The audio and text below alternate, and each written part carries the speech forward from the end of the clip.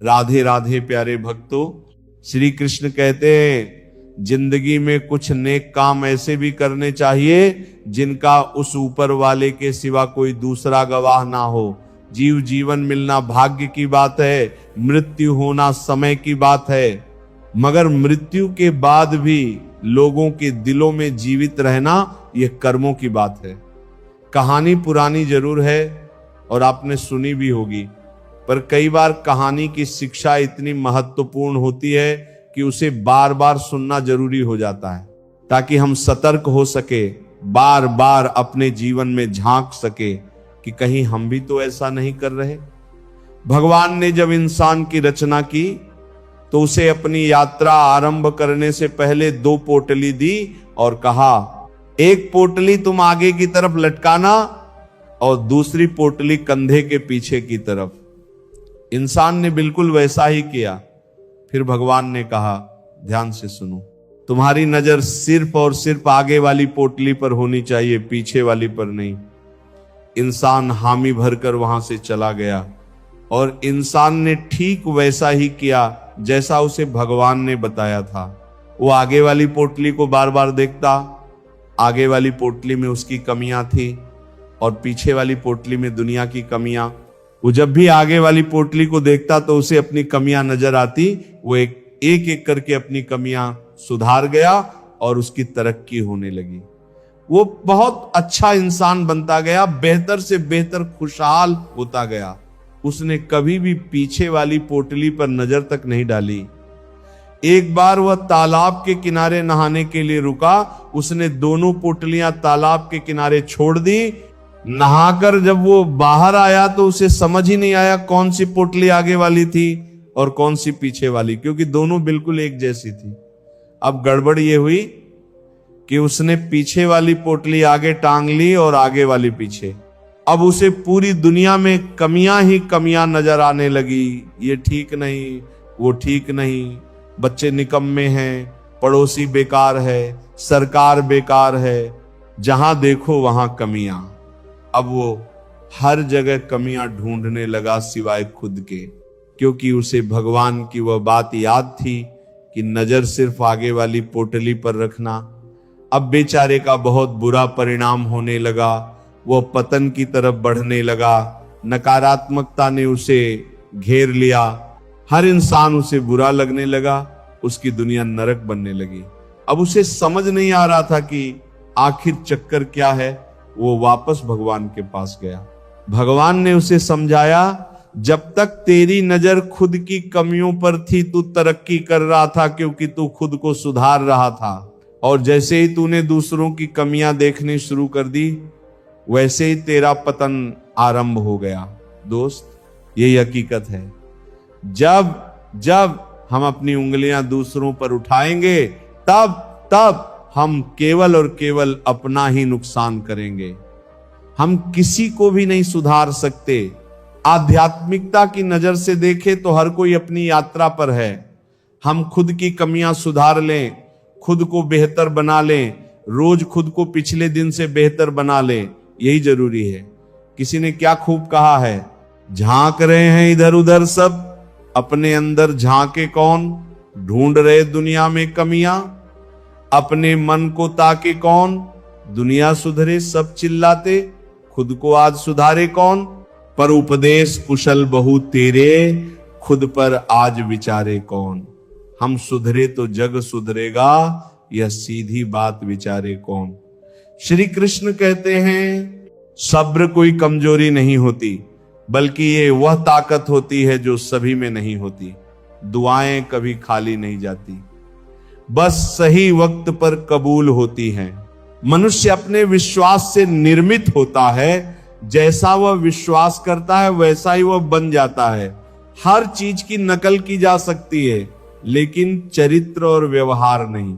अपनी सोच को काबू में रखिए, क्योंकि आपकी सोच ही असलियत का रूप लेगी। अगर नियत अच्छी हो तो नसीब कभी बुरा नहीं होता। दिमाग में विचारों की भीड़ जितनी कम होगी, जिंदगी का सफर उतना ही आसान होगा। मन का झुकना भी बहुत जरूरी है। सिर्फ सर झुकाने से भगवान नहीं मिलते। अगर आप उन बातों और परिस्थितियों की वजह से चिंतित हो जाते हैं जो आपके नियंत्रण में नहीं है, तो इसका परिणाम समय की बर्बादी और भविष्य का पछतावा है। आप दुख पर ध्यान देंगे तो हमेशा दुखी रहेंगे, आप सुख पर ध्यान देंगे तो हमेशा सुखी रहेंगे, क्योंकि आप जिस पर ध्यान देते हैं वही चीज सक्रिय हो जाती है। श्रीमद् भागवत गीता में भगवान श्री कृष्ण कहते हैं कि जिस तरह प्रकाश की ज्योति अंधेरे में चमकती है, ठीक उसी प्रकार सत्य भी चमकता है। इसलिए मनुष्य को हमेशा सत्य की राह पर चलना चाहिए। मृत्यु एक अटल सत्य है जिसे कभी बदला नहीं जा सकता है। इस संसार का जब से निर्माण हुआ है तब से जन्म मृत्यु का चक्र चलता आ रहा है। कोई मनुष्य चाहे लाख चीजें जान ले, चाहे वह पूरे जगत को जान ले, लेकिन अगर वह स्वयं को नहीं जानता तो वह अज्ञानी है। कान्हा कहते हैं, अगर कोई आपको ठुकरा दे तो बुरा मत मानना, क्योंकि वे वास्तव में आपकी कीमत नहीं जानते। बुरा वक्त गुजर जाता है, बस उस ऊपर वाले को हमारा सब्र आजमाना होता है। चेहरे पर हमेशा मुस्कान का यह मतलब नहीं कि जीवन में संघर्ष नहीं, बस ऊपर वाले पर भरोसा ज्यादा है। जिंदगी में अगर कुछ बड़ा करना है तब दो चीजें हमेशा याद रखना कि जो खोया है उसका गम नहीं, जो पाया है वह भी किसी से कम नहीं। तबीयत से व्यक्ति जितना कमजोर नहीं होता, उससे ज्यादा वह नकारात्मक विचारों से थकता है। जिंदगी में हम कितने सही और कितने गलत हैं, ये सिर्फ दो ही शख्स जानते हैं, परमात्मा और अंतरात्मा। नकारात्मक विचारों को अपने मन में प्रवेश करने की अनुमति ना दो, क्योंकि यही वो एक चीज होती है जो हमारा आत्मविश्वास कम कर देती है। कामयाबी कुछ नहीं, बस एक नाकामयाब व्यक्ति के संघर्ष की कहानी होती है। आपके खिलाफ होने वाली बातों को खामोशी से सुन लीजिए, यकीन मानिए वक्त उन्हें बेहतर जवाब देगा। जिसने अपने को वश में कर लिया है उसकी जीत को देवता भी हार में नहीं बदल सकते। अगर लोग आपकी अच्छाई को आपकी कमजोरी समझते हैं तो ये उनकी समस्या है। आप आईना हो, आईना बने रहो, फिक्र वो करें जिनकी सूरत खराब है। श्रीमद् भगवत गीता में भगवान श्री कृष्ण कहते हैं कि हे अर्जुन, तुम्हारा क्या गया जो तुम रोते हो? तुम क्या लाए थे जो तुमने खो दिया? तुमने क्या पैदा किया था जो नष्ट हो गया? तुमने जो लिया यहीं से लिया, जो दिया यहीं पर दिया। जो आज तुम्हारा है कल किसी और का होगा, क्योंकि परिवर्तन ही संसार का नियम है और समय के साथ संसार में हर चीज परिवर्तन के नियम का पालन करती है। भगवान श्री कृष्ण कहते हैं कर्मयोग ही वह योग है जिसके माध्यम से हम अपने जीवात्मा से जुड़ पाते हैं। कर्मयोग हमारे आत्मज्ञान को जागृत करता है। इसके बाद हम ना केवल अपने वर्तमान जीवन के उद्देश्यों को बल्कि जीवन के बाद की अपनी गति का पूर्वाभ्यास प्राप्त कर सकते हैं। इस योग में कर्म के द्वारा ईश्वर की प्राप्ति की जाती है। श्रीमद् भगवत गीता में कर्म योग को सर्वश्रेष्ठ माना गया है। गृहस्थ और कर्मठ व्यक्ति के लिए यह योग अधिक उपयुक्त है। कर्म योग सिखाता है कि कर्म के लिए कर्म करो, आसक्ति रहित होकर कर्म करो। कर्मयोगी इसीलिए कर्म करता है कि कर्म करना उसे अच्छा लगता है। कर्मयोगी कर्म का त्याग नहीं करता, वह केवल कर्म फल का त्याग करता है और दुखों से मुक्त हो जाता है। उसकी स्थिति इस संसार में एक दाता के समान है और वह कुछ भी पाने की कभी चिंता नहीं करता। वो जानता है कि वो दे रहा है और बदले में कुछ मांगता नहीं, और इसीलिए वो दुख के चंगुल में नहीं पड़ता। संसार का कोई कार्य ब्रह्म से अलग नहीं है, इसलिए कार्य की प्रकृति कोई भी हो, निष्काम कर्म सदा ईश्वर को ही समर्पित हो जाता है। हे अर्जुन, पुनर्जन्म का कारण वासनाओं या अतिरिक्त कामनाओं का संचय है। कर्मयोगी कर्म फल के चक्कर में ही नहीं पड़ता, अतः वासनाओं का संचय भी नहीं होता। इस प्रकार कर्मयोगी पुनर्जन्म के बंधन से भी मुक्त हो जाता है। भगवान श्री कृष्ण कहते हैं मनुष्य का मन वायु की तरह चंचल है। ये मन ही है जो मनुष्य को काम वासनाओं की तरफ भटका रहता है। अगर जीवन को सफल बनाना है तो मन पर काबू करना बहुत जरूरी है। मन को वश में करने से दिमाग की शक्ति केंद्रित होती है, जिससे कार्यों में सफलता मिलने लगती है। गीता के अनुसार जिस व्यक्ति ने अपने मन पर काबू पा लिया, वो मन में पैदा होने वाली बेकार की चिंताओं और इच्छाओं से भी दूर रहता है। साथ ही वह व्यक्ति अपने लक्ष्य को भी आसानी से प्राप्त कर लेता है। अगर मन को वश में नहीं करोगे तो वह तुम्हारा सबसे बड़ा शत्रु बन जाएगा। भगवान कहते हैं, जो मनुष्य सुख और दुख में शांत रहता है, जिसके राग भय और क्रोध नष्ट हो गए हैं, जो मनुष्य शुभ और अशुभ वस्तु को पाकर ना प्रसन्न होता है और ना द्वेष करता है, जिन्होंने अपनी इंद्रियों को वश में कर लिया, वह स्थिर बुद्धि वाला मनुष्य मुनि के समान है। ऐसा मनुष्य स्थिर चित्त और इंद्रियों को वश में करके ज्ञान द्वारा परमात्मा को प्राप्त करके हमेशा संतुष्ट रहता है। क्रोध मनुष्य को नरक की ओर ले जाने वाला द्वार है। क्रोध करने से व्यक्ति का मन अशांत हो जाता है और उसकी स्मरण शक्ति भ्रमित हो जाती है। स्मृति में विभ्रम होने से उसकी बुद्धि नष्ट हो जाती है और फिर व्यक्ति का पतन हो जाता है। भगवान श्री कृष्ण कहते हैं, मनुष्य को क्रोध करने से बचना चाहिए। कितना भी गुस्सा आए, स्वयं को शांत रखने का प्रयास करें। श्री भगवान कहते हैं, जिस प्रकार समुद्र की स्थिति अचल है, भारी से भारी आंधी तूफान आने पर या अनेक नदियों के जल प्रवाह उसमें प्रविष्ट होने पर भी वह अपनी स्थिति से विचलित नहीं होता, मर्यादा का त्याग नहीं करता, उसी प्रकार परमात्मा के स्वरूप में स्थित योगी की स्थिति भी सर्वथा अचल होती है। बड़े से बड़े सांसारिक सुखों दुखों का सहयोग वयोग होने पर भी उसकी स्थिति में जरा भी अंतर नहीं पड़ता। वह योगी परमात्मा में नित्य निरंतर अटल और एक रस स्थित रहता है। जो मनुष्य संपूर्ण कामनाओं को त्याग कर ममता रहित, अहंकार रहित और मोह रहित होकर विचरण करता है, वही मनुष्य शांति को प्राप्त कर पाता है। कान्हा कहते हैं, जो दर्द आज सह रहे हो, आगे चलकर वही तुम्हारी ताकत बनेगा। मुसीबत में अगर मदद मांगना हो तो सोचकर मांगना, क्योंकि मुसीबत थोड़ी देर के लिए ही होती है और एहसान जिंदगी भर का। तजुर्बे उम्र से नहीं बल्कि हालातों से आते हैं। जमाने में आए हो तो जीने का हुनर भी रखना। दुश्मन से कोई खतरा नहीं, बस अपनों पर नजर रखना। रात भर गहरी नींद आना इतना आसान नहीं, उसके लिए दिन भर ईमानदारी से जीना पड़ता है। अपनी कमियों को सिर्फ हम दूर कर सकते हैं और कोई नहीं, बाकी सब इनका फायदा उठाना जानते हैं। समय के पास इतना समय नहीं कि वो आपको दोबारा समय दे सके। जो बदला जा सके उसे बदलिए, जो बदला ना जा सके उसे स्वीकार कीजिए और जो स्वीकारा ना जा सके उससे दूर हो जाइए। लेकिन खुद को खुश रखिए, वो भी एक बड़ी जिम्मेदारी है।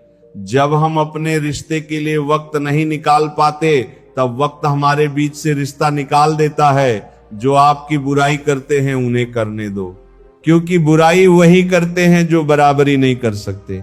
अगर खुश रहना चाहते हैं तो लोगों की बातों पर कम और अपने विचारों पर ज्यादा ध्यान दें।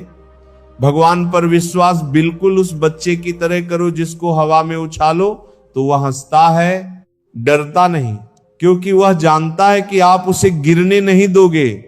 श्रीमद् भगवत गीता में भगवान श्री कृष्ण कहते हैं कि हे अर्जुन, मेरा इन तीनों लोकों में ना तो कुछ कर्तव्य है और ना ही मुझे कोई वस्तु प्राप्त करने योग्य है, फिर भी मैं कर्म करते हुए अपने कर्तव्य का निर्वाह करता हूं।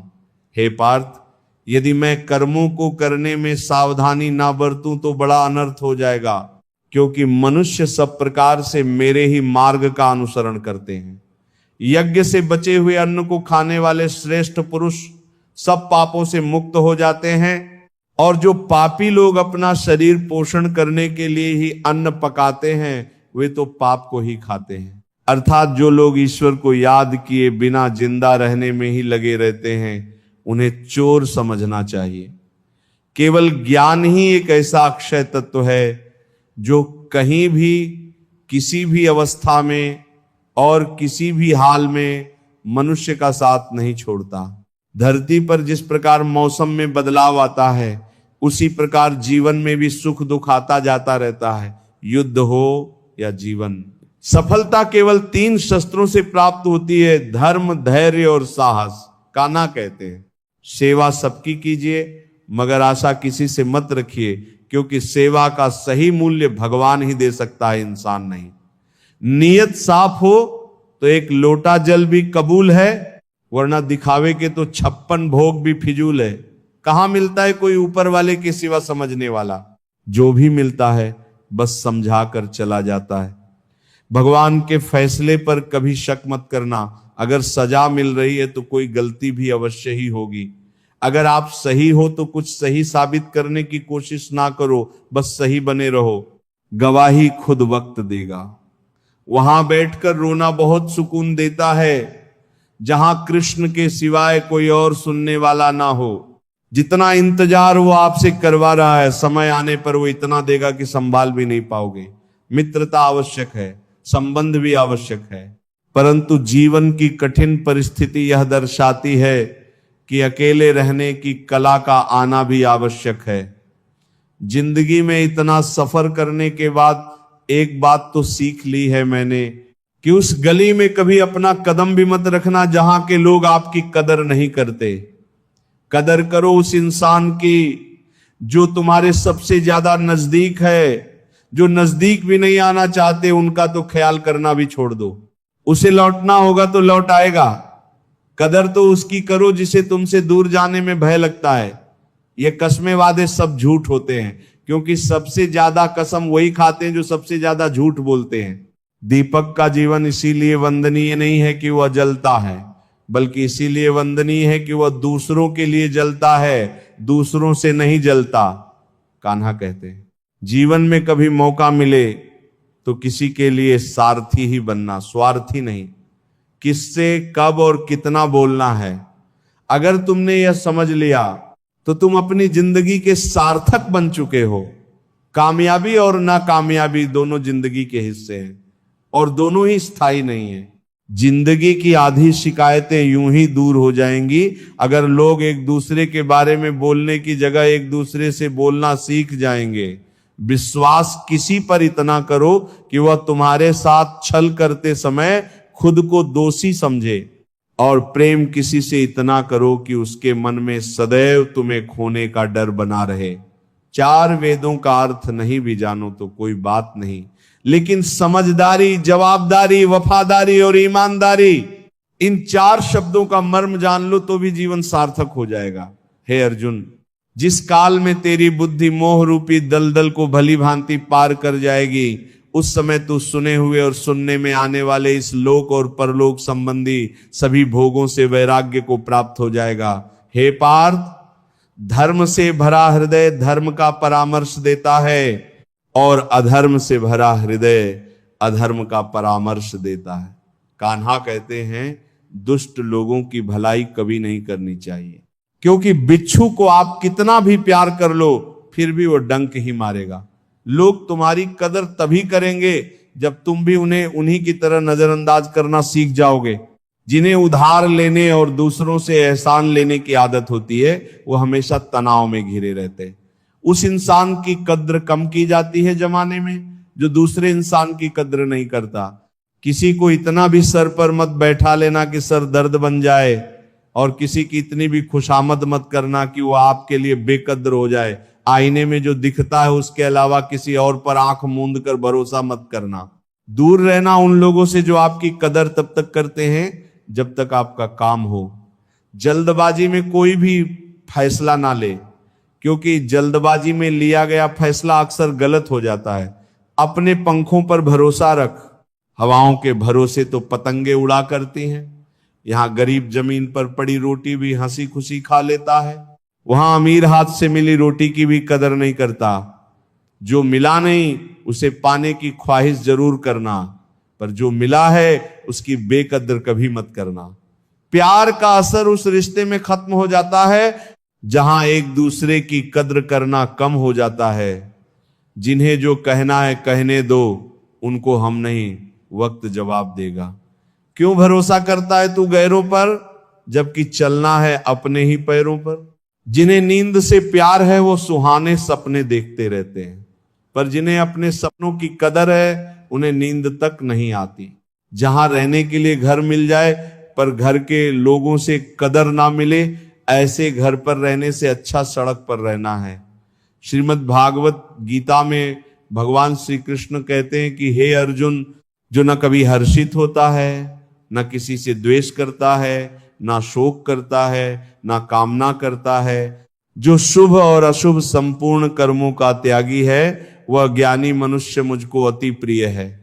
मुझे पाने के 3 तरीके हैं, ध्यान योग, ज्ञान योग और कर्म योग, और इन सब में कर्म योग सबसे प्रधान है। जिस प्रकार मनुष्य अपने पुराने वस्त्रों को त्याग कर नए वस्त्र धारण करता है, ठीक उसी प्रकार आत्मा पुराने व्यर्थ शरीर को त्याग कर नए शरीर को धारण करता है। यही प्रकृति का नियम है। इस सत्य को स्वीकार करके भय मुक्त होकर आज में जीना चाहिए। जो मनुष्य मुझे जान लेता है उसके लिए इस संसार में और कुछ भी जानना शेष नहीं रहता। ऐसा मनुष्य जन्म मरण के बंधनों से मुक्त हो जाता है।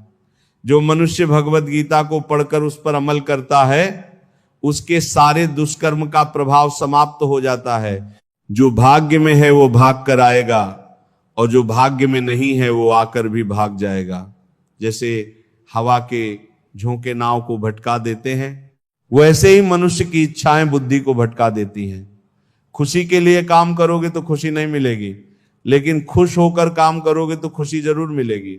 ये चिंता छोड़िए कि लोग आपके बारे में क्या सोच रहे हैं, वे तो स्वयं इस चिंता में डूबे हैं कि आप उनके बारे में क्या सोच रहे हैं। बिना झुके खाली होना लगभग नामुमकिन है। अगर अंदर से अहंकार खाली करना है तो झुकना ही एकमात्र उपाय है। जहां तक दिखाई दे रहा हो वहां तक जाइए। जब आप वहां पहुंचेंगे तो आप और आगे देख पाएंगे। आंसुओं में वह खामोश दुआ है जो सिर्फ परमात्मा ही सुन सकता है। हम जो हैं उसके जिम्मेदार हम खुद हैं, और जो हम बनना चाहते हैं वो बनने की शक्ति हम अपने अंदर रखते हैं। जब कोई अपना अगला कदम पहचानने लगता है तब बड़ा परिवर्तन का आरंभ हो जाता है। अगर आसमान वाले से आपके रिश्ते मजबूत हो तो जमीन वाले आपका कुछ नहीं बिगाड़ सकते। मन अशांत है और उसे नियंत्रित करना कठिन है, लेकिन शांत रहकर इसे वश में किया जा सकता है। भरोसा रखें, हम जब कहीं किसी का अच्छा कर रहे होते तब हमारे लिए भी कुछ अच्छा हो रहा होता है। यूं ही नहीं होती हाथ की लकीरों के आगे उंगलियां। परमात्मा ने भी किस्मत से पहले मेहनत लिखी है।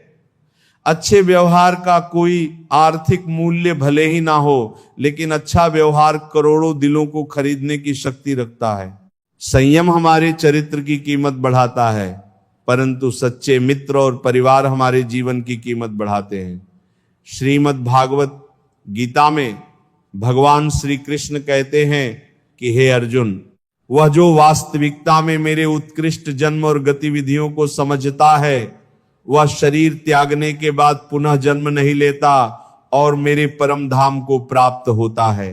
वह व्यक्ति जो सभी इच्छाएं त्याग देता है और मैं और मेरा की लालसा और भावनाओं से मुक्त हो जाता है, उसे अपार शांति की प्राप्ति होती है। जिस मनुष्य के अंदर ज्ञान की कमी होती है और ईश्वर में श्रद्धा नहीं होती, वह मनुष्य जीवन में कभी भी आनंद और सफलता को प्राप्त नहीं कर पाता। ईश्वर ने हमें जो कुछ भी दिया है वही हमारे लिए पर्याप्त है, और यही एक अटल सत्य भी है। संयम, सदाचार, स्नेह एवं सेवा, ये गुण सत्संग के बिना नहीं आते। कोई एक महापुरुष आत्मा को आश्चर्य की भांति देखता है, वैसा ही दूसरा कोई महापुरुष ही इसके तत्व का आश्चर्य की भांति वर्णन करता है, तथा दूसरा कोई अधिकारी पुरुष ही इसे आश्चर्य की भांति सुनता है, और कोई तो सुनकर भी इसको नहीं जानता। श्री भगवान कहते हैं, दुख सुख को समान समझने वाले जिस धीर पुरुष को यह इंद्रिय और विषयों के सहयोग व्याकुल नहीं करते, वह मोक्ष के योग्य होता है। हमें किसी से भी अंधा प्यार नहीं करना चाहिए। हमारा किसी के प्रति अंधा प्यार हमें कभी भी आगे बढ़ने नहीं देता। खुद को इतना कमजोर मत होने दो कि तुम्हें किसी के एहसान की जरूरत पड़ जाए। जीत निश्चित हो तो अर्जुन हर कोई बन सकता है, किंतु जब मृत्यु निश्चित हो तो अभिमन्यु बनने के लिए साहस चाहिए। लोगों को इंप्रेस करने की कोशिश मत कीजिए, आप खुद को इंप्रूव कीजिए, लोग अपने आप इंप्रेस हो जाएंगे। अगर जिंदगी का हर दाव जीतना चाहते हो तो बल से ज्यादा बुद्धि का उपयोग करना सीखो, क्योंकि बल लड़ना सिखाता है और बुद्धि जीतना सिखाती है। कभी पीठ पीछे आपकी बात चले तो घबराना मत, क्योंकि बात उन्हीं की होती है जिनमें कोई खास बात होती है। अहंकार के अंधे इंसान को ना तो अपनी गलतियां दिखाई देती हैं और ना ही दूसरे इंसानों में कुछ अच्छाई दिखाई देती है। जो लोग दूसरों को हर समय नीचा दिखाते रहते हैं, उनको यह एहसास नहीं है कि वो ऐसा करके खुद कितना नीचे गिरा रहे हैं। मान मन की कल्पना है और अनुभव जिंदगी का सबक है। सच्ची खुशी तभी होती है जब आपकी सोच, कथन और कर्म में समानता हो। जीवन में कभी निराश नहीं होना चाहिए, क्योंकि कमजोर आपका वक्त हो सकता है, आप नहीं। जैसे तेल समाप्त हो जाने पर दीपक बुझ जाता है, उसी प्रकार कर्म के क्षीण हो जाने पर भाग्य भी नष्ट हो जाता है। अगर आप राजा की तरह जीना चाहते हैं तो पहले आपको गुलामों की तरह मेहनत करनी होगी। एक बात का ध्यान अवश्य रखें, आपका सपना जितना बड़ा होगा संघर्ष भी उतना ही कठिन होगा। अगर लोग आपकी कॉपी करने लगे तो समझ लीजिए आप कामयाबी के बहुत करीब हैं। कोशिश हमेशा आखिरी सांस तक जारी रखनी चाहिए। मंजिल मिले या तजुर्बा दोनों ही अनमोल है। जिंदगी बहुत हसीन है, कभी हंसाती है तो कभी रुलाती है, लेकिन जो जिंदगी की भीड़ में खुश रहता है, जिंदगी उसी के आगे सिर झुकाती है। अपने सबसे खास से धोखा खाने के बाद लोग चाहकर भी किसी पर संपूर्ण भरोसा नहीं कर पाते, यही सत्य है। श्रीमद् भागवत गीता में भगवान श्री कृष्ण कहते हैं कि हे अर्जुन, मनुष्य अपने जीवन को सरलता से जी सकता है, पर फिर भी वो कभी सरल जीवन जी ही नहीं पाता। वो हमेशा चिंताओं से घिरा रहता है, भूतकाल की बातों को सोचकर परेशान होता रहता है, वह मौत से डरने लगता है। वह ना तो अपने जीवन को सही तरीके से जी पाता है और ना ही मृत्यु को गले लगा पाता है। ज्ञानी व्यक्ति ना तो मरने वाले का शोक करते हैं और ना ही उनका शोक करते हैं जो अभी जिंदा है, क्योंकि वो जानते हैं जो मर गया फिर से जन्म लेगा और जो जिंदा है वह एक दिन जरूर मरेगा। कर्म का नियम कहता है कि प्रत्येक घटना का एक कारण और प्रभाव होता है। समान रूप से किए गए कार्य के परिणाम अलग अलग हो सकते हैं। यह केवल इस बात पर निर्भर करता है कि वह कर्म करता किस प्रकार है। जिस प्रकार आग एक लकड़ी को जलाकर राख कर देती है, उसी प्रकार आत्मज्ञान आपके अंदर चलने वाले सभी द्वैत कार्यों को भस्म करके आपको आंतरिक शांति प्रदान करता है। हे पार्थ, ब्राह्मण, क्षत्रिय, वैश्य और शूद्र, इन 4 वर्णों का समूह गुण और कर्मों के अनुसार मेरे द्वारा रचा गया है। इस प्रकार इस सृष्टि की रचना आदि कर्म का कर्ता होने पर भी अविनाशी परमेश्वर को तू वास्तव में अकर्ता ही जान। कर्म करो लेकिन फल की इच्छा से नहीं, बस अपना कर्म करते जाओ और आगे बढ़ते जाओ।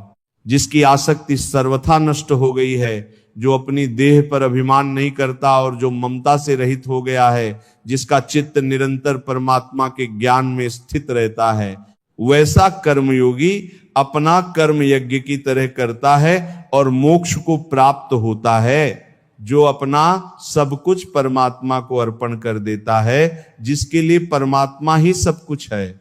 जो अपने हर कर्म में परमात्मा को देखता है और हर कर्म परमात्मा के लिए करता है, वैसा कर्मयोगी मोक्ष का अधिकारी होता है। नई शुरुआत इंसान को थोड़ा डराती है, पर याद रखना, सफलता मुश्किलों के बाद ही नजर आती है। कौन क्या कर रहा है, कैसे कर रहा है, क्यों कर रहा है, इन सब से आप जितना दूर रहोगे आप उतना ही खुश रहोगे। कोई हमारा बुरा करे ये उसका कर्म है, लेकिन हम किसी का बुरा ना करें ये हमारा धर्म है। कोई भी रिश्ता अपनी मर्जी से नहीं जुड़ता, क्योंकि आपको कब, कहां और किससे मिलना है यह सिर्फ ऊपर वाला ही तय करता है। जिंदगी में दो लोगों का होना बहुत जरूरी है। एक कृष्ण जो ना लड़े फिर भी जीत पक्की कर दे, दूसरा कर्ण जो हार सामने हो फिर भी साथ ना छोड़े। कान्हा कहते हैं, तू करता वही है जो तू चाहता है, मगर होता वही है जो मैं चाहता हूं। तू वही कर जो मैं चाहता हूं, फिर होगा वही जो तू चाहता है। इंसान गलत कार्य करते समय दाएं बाएं आगे पीछे चारों तरफ देखता है, बस ऊपर देखना भूल जाता है। जो मनुष्य ऊपर देख पाता है वह कभी गलत काम करने की हिम्मत नहीं करता।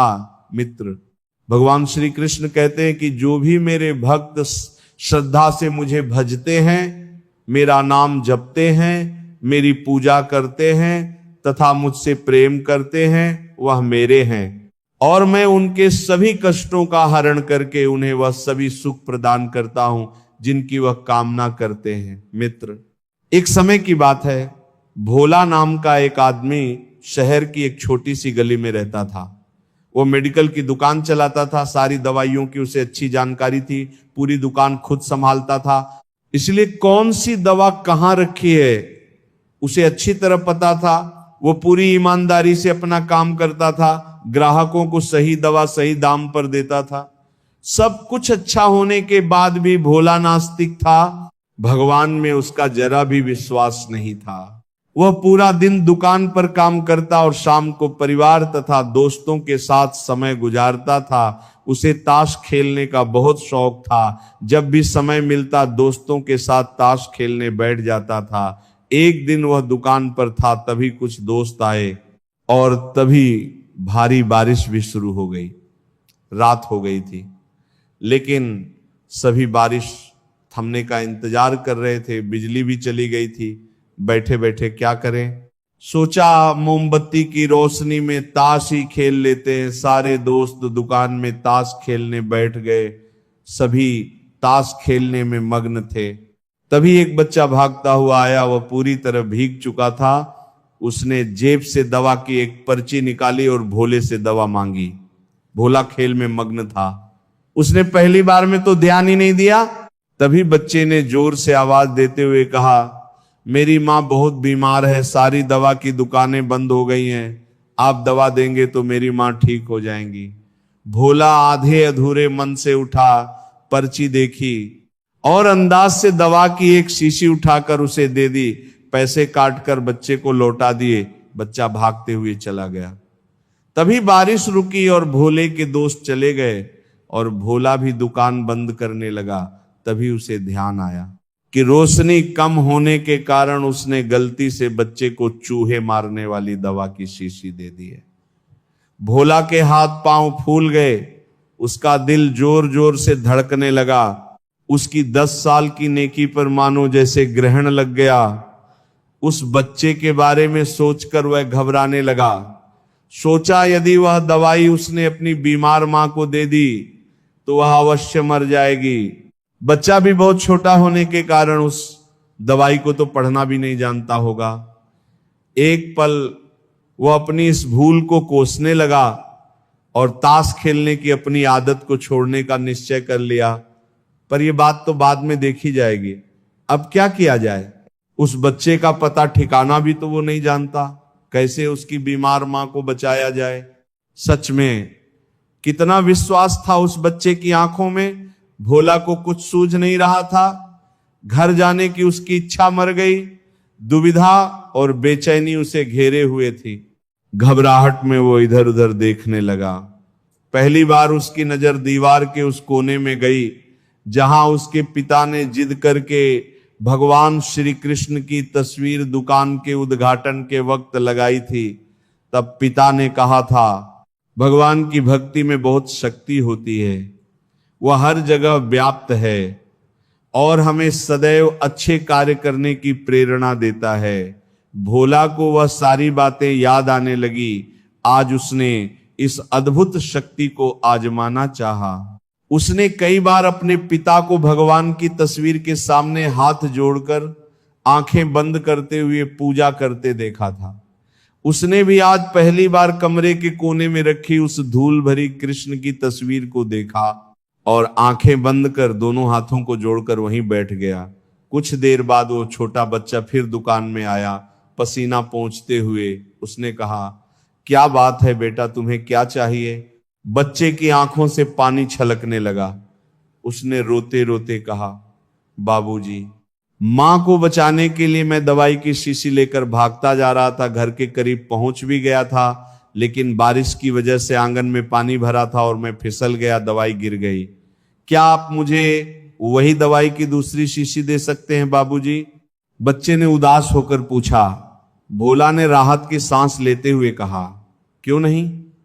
पर उस बच्चे ने दवाई की शीशी लेते हुए कहा, बाबूजी मेरे पास तो पैसे नहीं है। उस बच्चे ने अब की बार जरा संभल कर जाना। भोला भगवान को धन्यवाद देता हुआ अपने हाथों में उस धूल भरी तस्वीर को लेकर अपनी धोती से पोंछने लगा और अपने सीने से लगा लिया।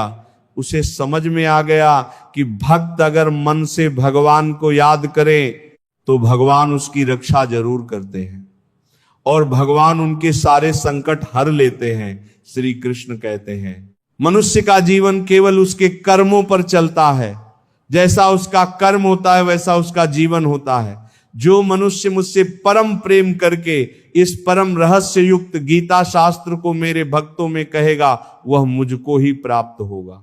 जो मनुष्य श्रद्धा युक्त होकर और दोषों से रहित होकर इस गीता शास्त्र का श्रवण करेगा, वह भी सभी पापों से मुक्त होकर मेरे परम धाम को प्राप्त होगा।